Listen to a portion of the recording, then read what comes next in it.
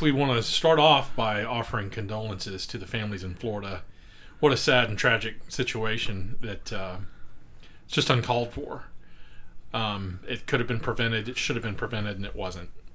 I don't know if there's anything else to say. Yeah, it's a tough one because there's nothing worse than unnecessary death is a bad thing, but when it's kids in a school in a learning environment where you're supposed to have fun and you're supposed to be able to move about freely without worrying about these kind of things happening to you, it hurts. It's definitely something you don't want to see. It's tough.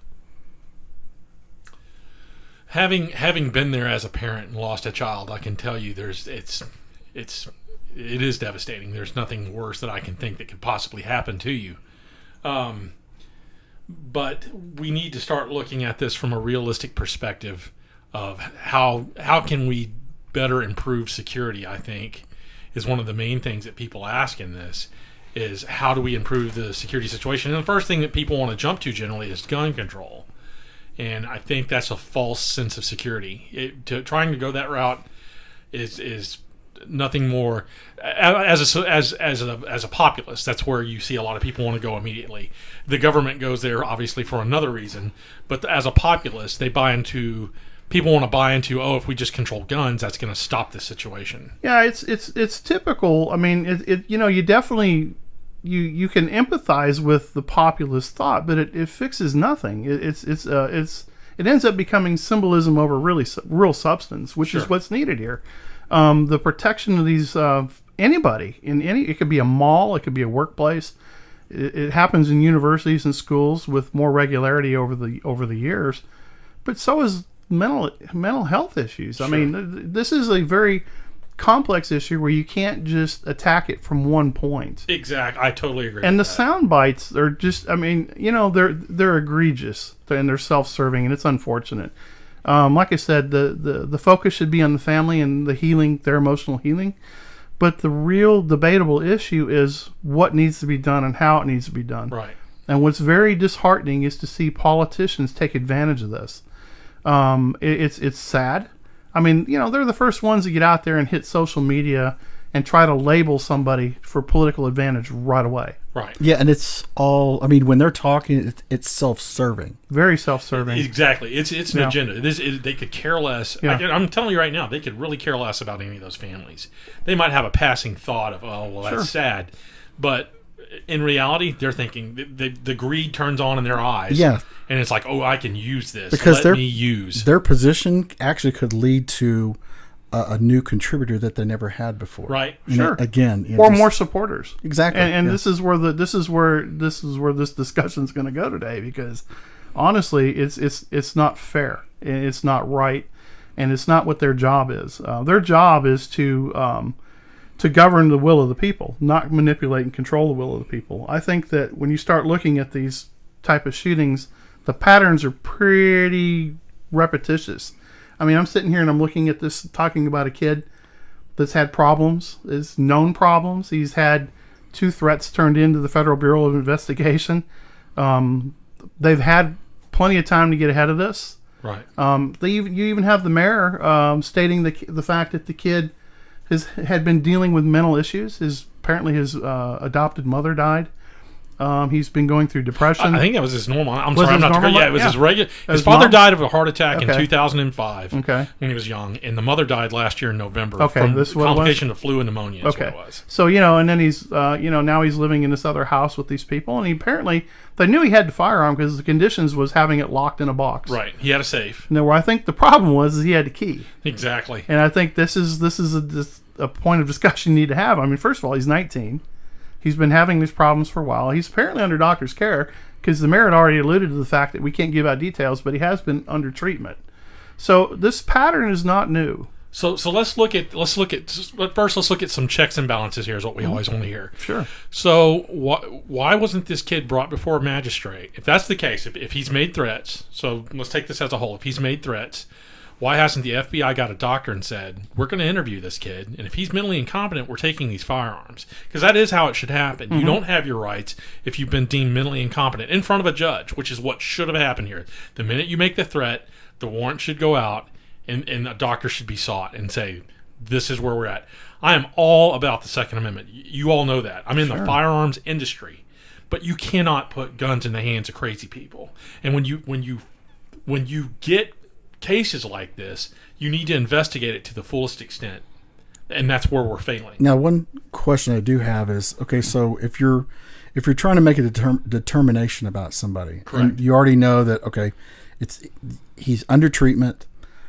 So when you pull all the evidence together and create a picture, is the image that you see, could you foretell that this guy's going to go in and go postal on a school? If he's made the threat, okay, so making the threat by itself is against the law. Well, yes, but where I'm going with this is... he's been over social media doing this now. I mean, it's he's capabilities.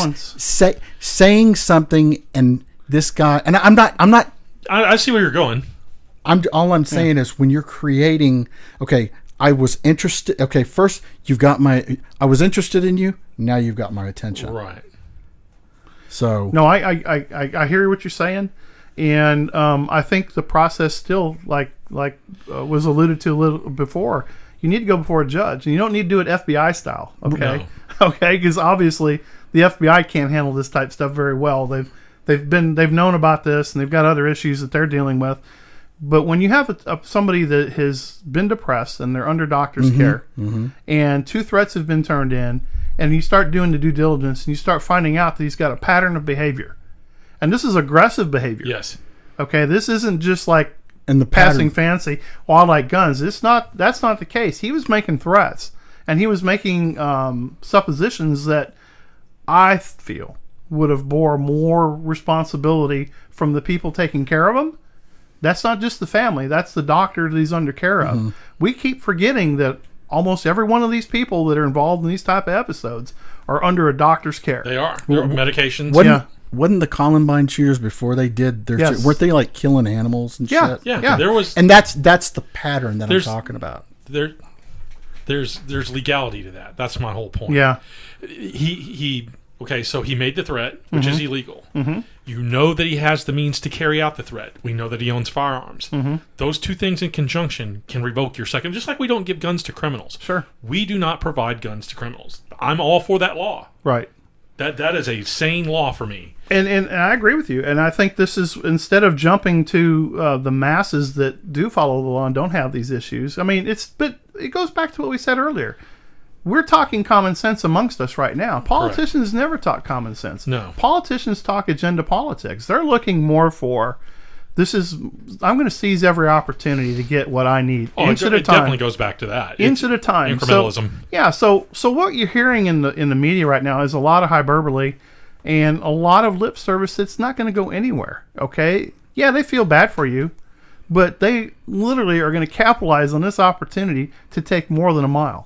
And this is where you got to stand up for your rights on this one. I agree. You know, I think if you listen to what I'm laying out, I think what I'm trying to say is we have the means to deal with this already from an individual perspective. So if you have an individual doing this, you have the means to deal with it within the law now. Why wasn't it dealt with in that manner? That's where that's where the question lands. If you're looking to blame or find a way to improve, I think that's where you need to look at. And that's where the investigation needs to go. Because right now you're hearing buzzwords like social media footprint. Correct. So what you're going to hear, the short-term solution is going to be, well, let's just start monitoring gun groups on YouTube and the internet and whatever it is, and then you're going to compile a list of what I would call false positives. Right.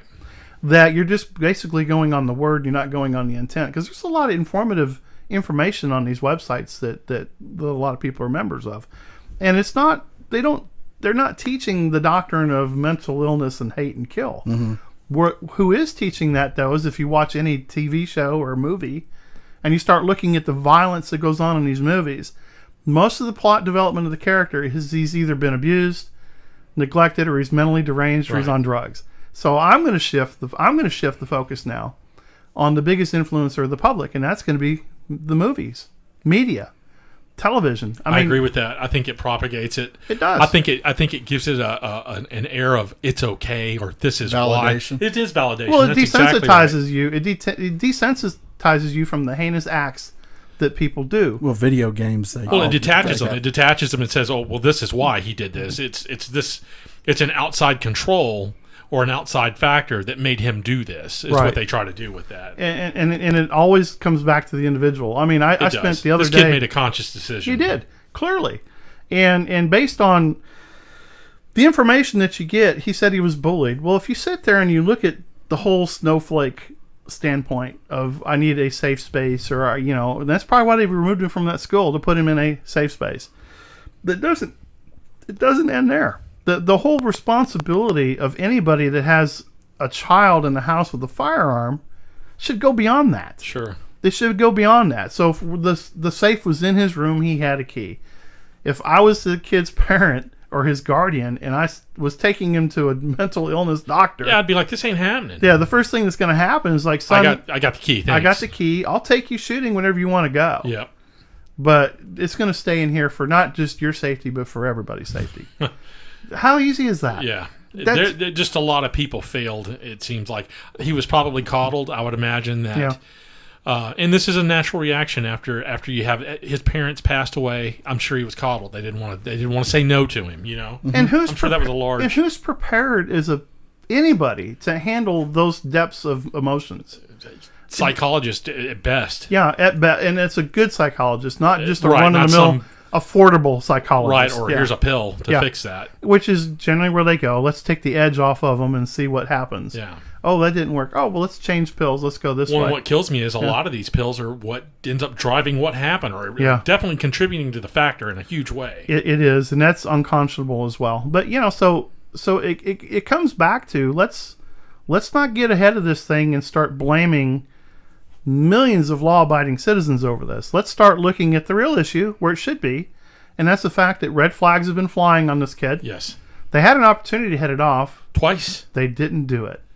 Okay, and the action now, is that something you put somebody in jail for because they didn't respond? No, but I think you change procedure. Yes, you change procedure, and you change the narrative of your talking points on media. Right. Because right now the media is just jumping on more intrusion into your privacy.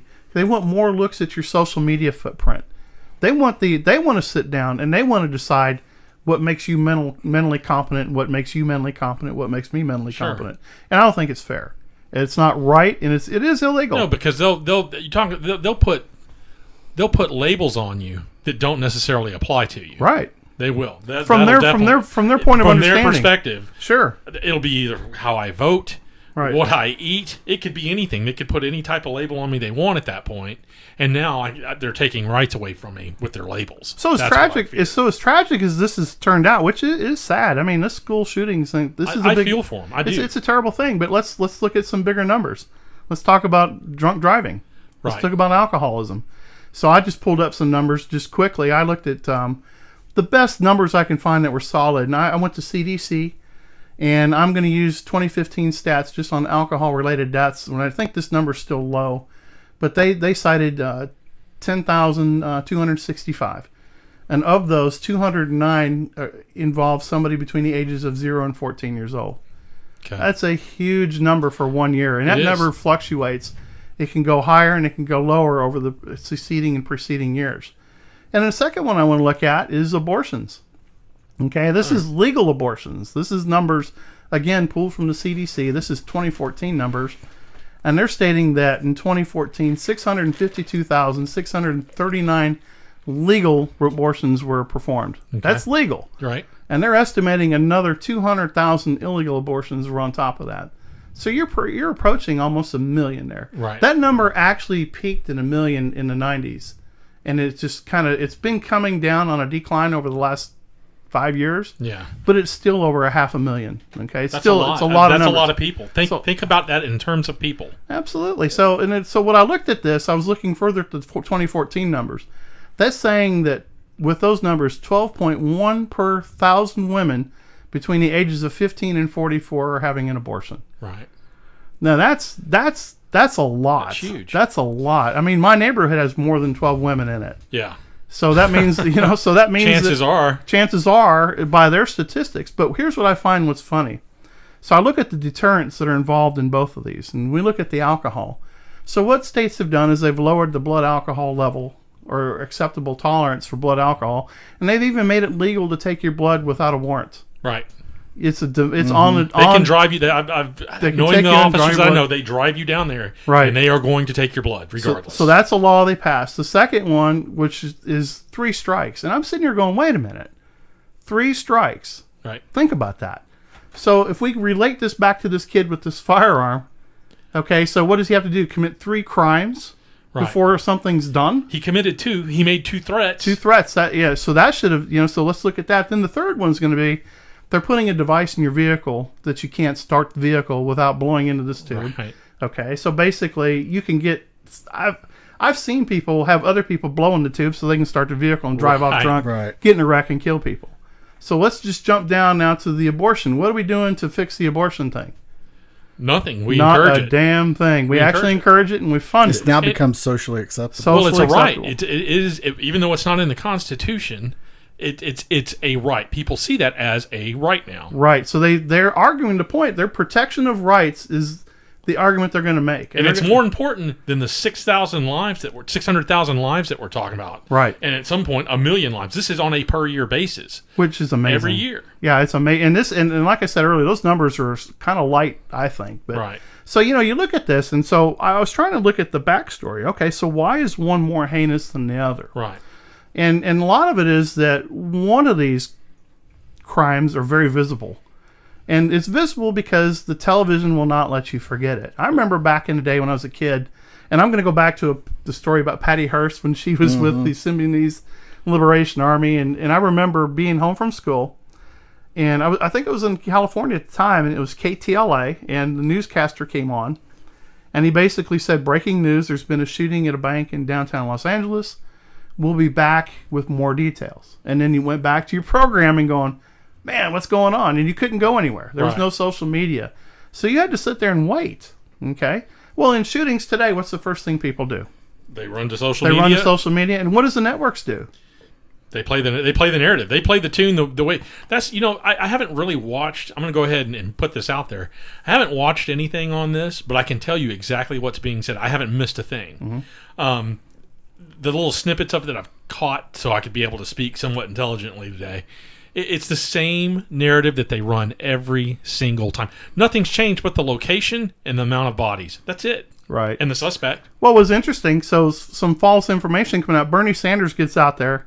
And first of all, I mean, folks, Bernie gets his information from the guy that sat next to Elvis and Bigfoot on the UFO they were flying up and down the beach with. Because this guy's crazy. He's saying that we had 18 deaths in 43 days in schools. Wow. So if you break that number down, though, 2 of them were suicides in the parking lot. 3 of those were there were stray bullets from an incident that wasn't even related to the school. And nobody was hit. Nobody was hit, wounded. And then you had 2 gunfights in the parking lot, which were gang-related. Right. Then you had 2 accidental discharges, which I don't think people died in that one. And then you had 5 people that were wounded with no injury, and then there's 1, I think, that actually did die in a direct shooting and an attack. Okay, and these all happen in universities and high schools, mostly universities. These are adults, or perceived to be adults, acting out crimes or crimes of passion. Or just plain stupidity. Yeah, stupidity. Whatever. It has nothing to do with walking into a school building and deliberately carrying out an attack based on premeditated and telegraphed activities. Right. I mean, I look at this whole thing and I go, wait a minute. There's definitely something going on here we need to look at closer to. What we can look at next, then, I guess, is prevention. What are potential preventions for this kind of thing? One of the thoughts that I have on this is let's look at compounds that are put together to prevent this thing. Let's look at military bases, let's say, in hostile environments. Mm-hmm. How do you protect a military base? Well, number 1, you wall it. 2, you patrol it with people that have firearms and can prevent. In other words, you limit access. You don't have open access. And then you have somebody there that can defeat the threat that's coming at you. That's the 2 things that you do. To me, that would make sense in this instance. Well, yeah, I mean, like the base I was on, it's a controlled ECP. So, and if you boil it down to, brass tacks, these guys, when you're a visitor coming in from the outside, the people that are controlling the entry point, their verification and validation. If you who are you? Who are you here to see? Yeah, and what part of the sector can you go to? Yeah, and right. If you have all the right answers, that's what you get to go there. You get to go in. So, yeah, you know, I agree with both of you. I think that's definitely an option that should be looked at. But that would be a police state. Yeah, basically that's going to be the argument. You're going to get both sides starting to say, well, now it's a police state. So let's look back a little bit. Let's look at some of these older universities. Let's look at inner city schools, for example. Okay. So if you go to a lot of the older universities, they have walls. Yeah. They have beautiful campuses inside the walls. A lot of them used to be military bases before they were schools. There you go. They used to be buried. And there's a reason why they're universities. Exactly. Yeah. There's a reason why you went there. So you have that. When you look at inner city, they had to develop perimeters around these schools to keep ne'er-do-wells out. Right. Basically vandalism, drugs, prostitution, whatever it is. So these facilities, so it's not like this has not been done before. Mm-hmm. Right. So what ends up happening is you get into suburbia America. When you start looking at where these shootings are starting to happen, they're happening in more affluent neighborhoods. Right. So you have to ask yourself, it's not the crime coming in, it's the mental condition of coddled or mentally ill children that are involved into this thing. So you have to stop and look at, wait a minute, so how am I weighing this off? Because I agree with you. I think that you should have a perimeter, and you should have perimeter security. And I think that you should have additional people working there, because the argument's been made. There's retired police, there's military veterans, there's all kinds of people. Volunteer, you wouldn't even have to pay a bunch of them. Sure. And so, okay, so I'm going to juxtapose what's going on now versus when I was at school. So I was in high school in the early 80s. Mm-hmm. So when we had behavioral issues with students, that we had a place where those people went. I mean, if you were really bad, and they still do that. Yeah. So, or detention. But I guess where I'm going with this is, okay, so I lost my brother when I was a freshman in high school. Okay. So when you look at just teenage years in general, I mean, you've got hormones raging amongst all those people. Sure. So you're going to maybe rage a little bit, but I don't recall ever wanting to, when my brother passed, I don't remember ever wanting to destroy somebody. Yeah, completely. And I had actually kind of a weird run-in with my vice principal, because my brother passed over Easter week when we had it off. So I was a no-show when it was time to come back to school. And the school might have been contacted. I don't recall. But I remember when I came back to school, I got called to the principal's office concerning this absence. And, when I explained to him what was going on, he actually kind of, he threw a little bit of doubt when I told him that my brother had passed away. He didn't believe you. He didn't believe me. Here's the weird part. So he made me mad at the moment when it happened, but he actually turned out to be a really good dude. He took me under his wing when I was like a junior or senior in high school, and I was a student aide.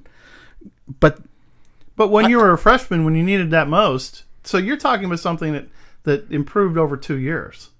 Yeah. Because literally, if you're a freshman and he does this, but where I'm going with this is when a traumatic thing like that happened, I didn't have to. You didn't reach to violence to solve the issue. I didn't have to go to counseling. Yeah. Now I will say that my family's very religious, so we had priests that would. You had somebody that you talked to. Yeah, I had a religious figure that he would try to talk to. Well, you had a support system, though. I mean, it's not like you went it alone, is what you're saying. Well, I did. In your moments by yourself, yes. But I pushed a lot of people away. Right. So I just think that nowadays with social media and pharmaceuticals, hey, I'm not going to try to fix a problem. I'm going to medicate the problem. Right. It's where I'm going with this. Well, it's the instant solution. So to your point, which is correct, it's a mill. You're basically running people through. Lots of people. Now, you have to ask yourself, is it legitimately mental health issue or is it a self-esteem issue? Is it because, well, now we basically labeled a society that says, look, if you don't like what somebody says, you can have a pronoun. Yeah. You can change your gender. Yeah. We'll give you a place to go hide. They have done everything but say, look, it's a tough world. You got to get You've made people mentally weaker. Than Yes. You have. And that's Yeah. where I was going to go with this. Yes. And I'm so Go ahead. but I have kind of wondered, did technology sort of do that? Because with text messaging versus having face-to-face conversation, I'm not going to agree with that. I see where you're going, and I think there's some merit to it, but I'm not going to agree with that. I think as a society, we have told people it's okay Yes. to be weaker. okay, all right, Yeah. That's where I wanted to. That's what I wanted to focus on here. Is we tell people you can't face adversity. I faced all kinds of adversity in school. I was kind of a nerd. I was the guy that stood between the two worlds. I could hang out with the cool kids, and I was a nerd on top of that. But facing adversity as just kind of a nerdy kid, it made me stronger. It made me a stronger person today. I can deal with things. I'll take again, I'm not trying to harp on this, but it relates to this. Having a child passed, it was tough. It's the toughest thing I've ever done, but I'm a mentally tougher person since it's happened. Adversity builds character. It does. Adversity builds character, and that's why it's there. Exactly. We sit there. Here's what I think is really funny. If you've taken that away from people, right. That's where I was. We watch. Say we go to church, okay, and what does the pastor used to get up there? And he used to be fire and brimstone. If you don't change your ways and you don't do this, you're going to hell. Confrontation. Yes, very confrontational in your face. Now, it's the pulpit of prosperity and kindness. Yeah. I will tell you that the Bible I know said, that God always said, I'm not going to take you out to deep water to drown you. Right. I'm going to take you out there to make you a better swimmer. Okay? And we've taken that equation out. But this also, you have to look at what the deeper roots of this. This is a social agenda that's been going on for a long time. That you're weakening the masses. It's a multi-tentacled monster. It There is no doubt it's about it. Unbelievable the levels of where we've come as a society. Because the numbers, so the study that I was looking at showed the numbers of all school shootings from 1950 all the way up to 2018. And it used to be like 10, 15, or 20 through the 50s, 60s, and 70s. Yeah. And even into the 80s. The 90s, it creeped up a little bit. It jumped into like 45 or 50. But you hit 2000, between 2000 2010, you're like hitting 80.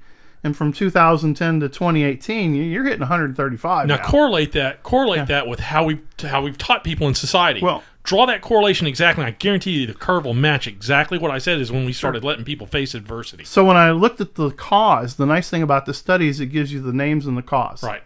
And almost every one of them was over rage, jealousy, or medicated. And of those, medicated weighed 2/3 of the percent of the cause of these shootings. And those are all narcissistic tendencies. Exactly. If you look at them. Every one of them. And so we live in a society that feeds narcissistic personalities. Exactly. Selfies. Me. Technology, your social media comment, that's where that thing carries weight. Because now we're looking at the habits that we create the monsters we are. And it's amazing because I look at, you take somebody that has social media prominence and then all of a sudden they fall from grace. They have no audience anymore. What do? They have nothing. Yeah. They have nothing to fall back on. Is it their values? I don't care who you believe in. You can believe in God, Buddha, Muhammad. I don't care who it is.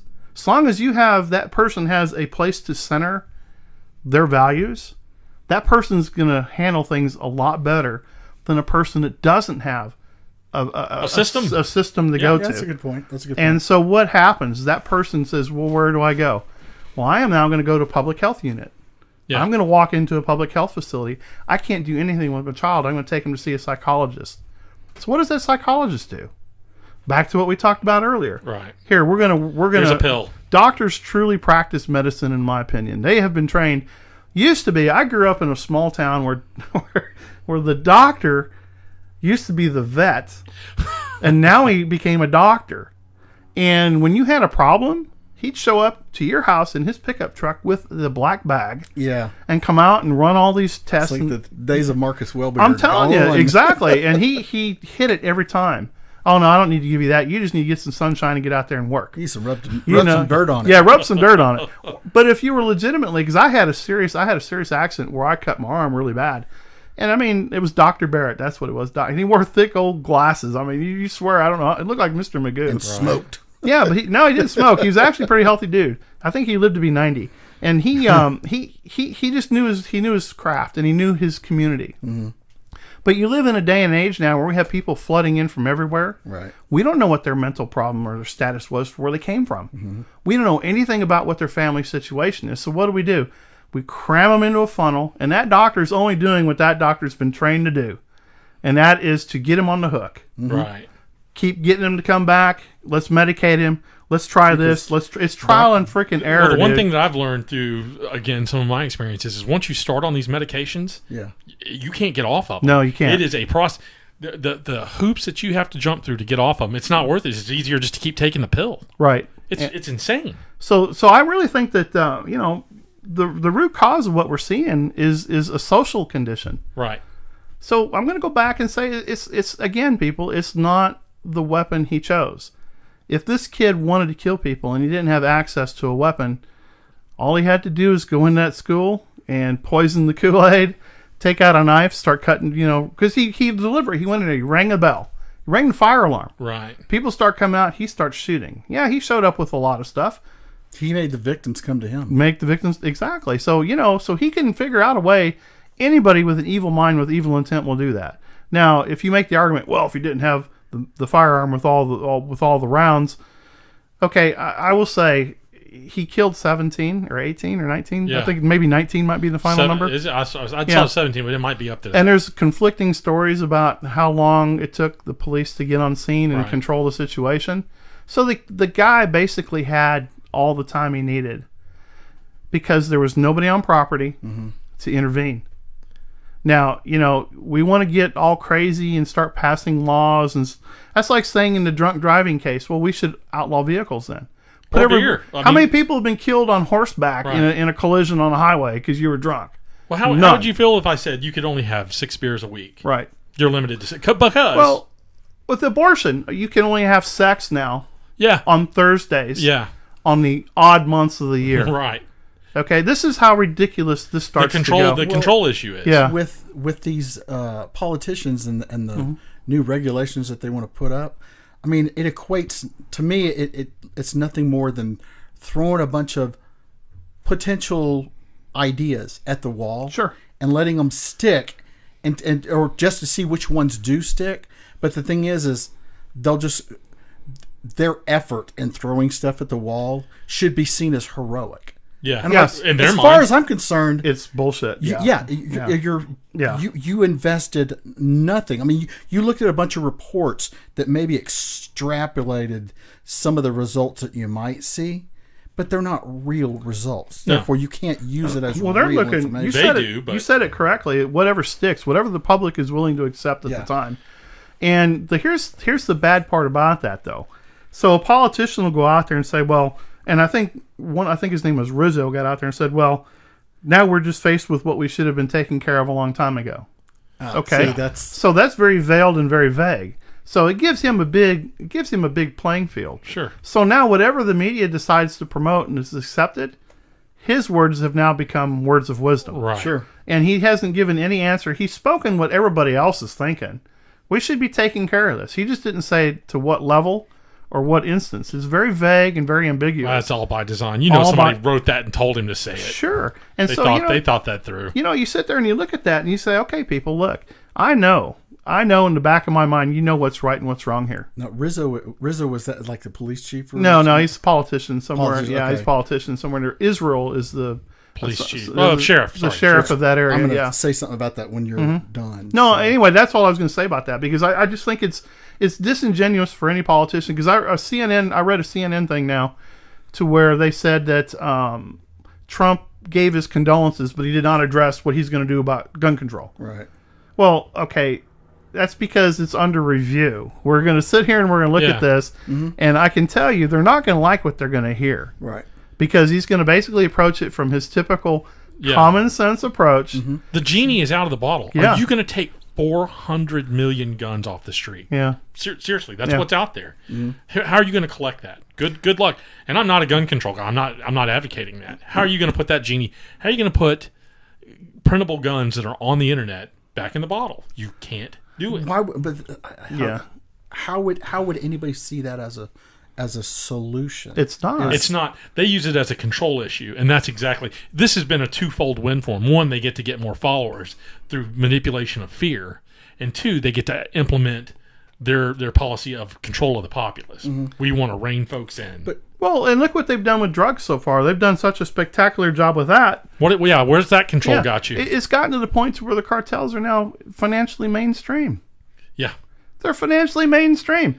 We had, at least when Reagan was in, we had them on the run. Yeah. I mean, literally, when Reagan was in office, say what you want about the Iran-Contra and Oliver North, those guys were on the run. Yeah. I mean, they were disbanded. They were a shambles. They were hurting. They were hurting until they got involved in politics and started buying people. I equate crazy and a lack of self-control as basically a magazine that's always full. Yeah. So the thing to keep that in check is to keep your emotions and learn some self-control. Yeah, exactly. And then all of a sudden you don't empty that freaking Well, you're not going to empty it because you're going to be, well, okay, yeah, you will. You'll until you get it out of your system. Yeah.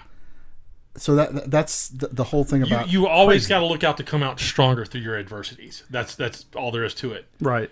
Whatever that happens to be, the situation is gonna suck. There's no doubt about it. Whatever that adversity is, suck it up. Find a way around it, and you're a stronger person on the other side of it. And that's what we've lost in society. Sure, life is about loss, though. You know that. It is. I mean, every minute you're alive is the minute you're dying. The best you can hope for is to get old and die at the end of it. That's the best outcome. And that's not that's not something to look forward to. So. Right. So what I was going to say to... Not to be a fatalist. No, it's true. What I was going to say to the whole, the Leos that are in the areas that were unaffected by the shooting.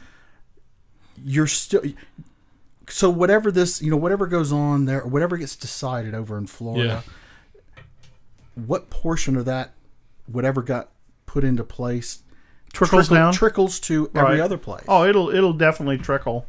It'll be a massive, because most law enforcement, when they have these type of things, those incident reports are shared amongst other departments.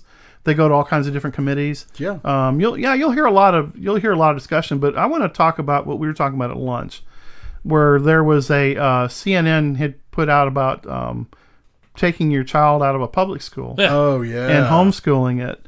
And what was really funny is the reason why I bring that up is because I was reading commentary on this recent shooting in Florida, where this mother had said, "I wish I had taken my child out when I wanted to and homeschooled them." Right. And so this brings up an interesting discussion on, again, rights of parents. Right. Because if you listen to the Clinton camp, the parents don't have rights. The government has rights to your children. The village that she wrote about. Yeah. Exactly. So CNN makes a statement that says that if you take your child out of public school and homeschool them, it's child abuse. Insanity. Really? Yeah. Man. These are the same people that support the abortion initiatives and all these other things that they consider rights.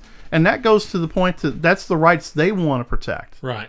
That's the rights they want to all lock up and protect. But the reason they want those, it's not a right. It's so they can control you while you're there. That's the whole reason they want financially and everything. They can control your thought process while you're there. I would be curious. Well, controlling thought process is exactly it. But to make a statement like that or make an announcement like that, I would love to know what supporting documentation that they used to make an assertion like that. Right. Whatever they make up. They got plenty of creative writers to come up with that stuff. And the foundation, so I'm going to go back, I'm going to jump back into the FISA thing for just a minute. They've already proven that they don't need substance to make a dossier or a report affect any kind of legislation. Just pull it out of the air. They just pay a foundation. Yeah. They have a friend that has a foundation that they have the money for. And so what they do is they give this foundation, because I've spent a lot of my career in looking at the marketing side of business I'm in and what influences consumers and decisions and all this blah, blah, blah. And I can tell you that I know most of the people that write those journals, and they're right, but yet they're wrong. And it's their opinion. They're basically saying that I, as a person that has been in this industry for all these years, feel qualified enough to give you a determination for, we'll say, $500,000. All they can really talk about is the microcosm they exist in. Exactly. The truth is what I say it is. Exactly. So who are you going to believe, me or your lying eyes and ears? Right. Basically, is what they're telling you. And this is what I find with a lot of these people. So, it goes in hand with what we're talking about here. So what we're trying to say is that don't look at the puppet show. Look at the man behind the curtain, because that's really what's happening here. We've seen this narrative more than once. What was really funny about the whole Vegas thing, that's still behind the curtain. Yeah. They tried to sell a narrative that nobody's buying because there's too many loose ends hanging on the outside. None of that makes sense. Too many. You're talking about social media influence. The videos of people that have turned in videos of what they've seen and heard during that incident is pretty damning. Yeah. The fact that it's been linked potentially to a Saudi prince and some exchange of weapons, and then all of a sudden mysterious death of people occur on another continent that just recently left. I mean, there's so many things that are tied into all of these stories, and they're all individual. And so you have to sit there and let the facts bear out.